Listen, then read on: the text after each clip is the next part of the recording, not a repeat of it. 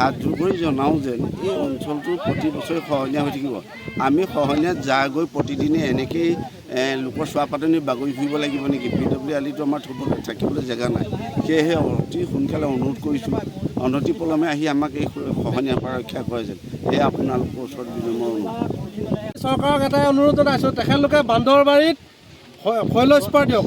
শৈলস্পাৰ যদি নিদিয়ে এইটো জেগা এইটো নাইবলৈ আপোনাৰ 7খন গাঁও গুচি যাব। এইটো আমি আজি 5 বছৰ আগৰ পৰা আমি ডিমাণ্ড দিও আহিছোঁ, কৰিও আহিছোঁ। আৰু সিদিনাখনিও আমাৰ ইলেকশ্যনৰ সময়ত যিবিলাক আমাৰ চৰকাৰী কৰ্তৃপক্ষ আছিলে আমি সকলোকে আমি জনাইছিলোঁ যে বান্দৰবাৰীত আপোনালোকে শৈলস্পাৰ দিয়ক। আৰু এইখিনি পকা কিজ এইখিনি দপকৈ তললৈ গৈ থাকে। এনেই টকা সোপা বৰবাদ হৈ আছে চৰকাৰৰ। যিমান কোটি টকা ইয়াত বৰবাদ কৰি দিলে তেনেকুৱা 14টামান শৈলবান মাৰিব পাৰিলে নেকি?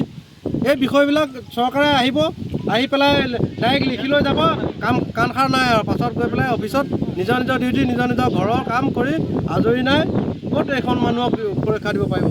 আমি এটাই কৈ আছোঁ যে মোদী চৰকাৰক আমি কৈ আছোঁ, আপুনি আমাক যদি এই 6খন গাঁও বচাবলৈ মন আছে, শৈলস্পাৰ এটা বান্দৰবাৰীত মাৰি দিয়ক। তাৰ বাকী বেলেগ বিচাৰ্যৰ বিষয় নাই।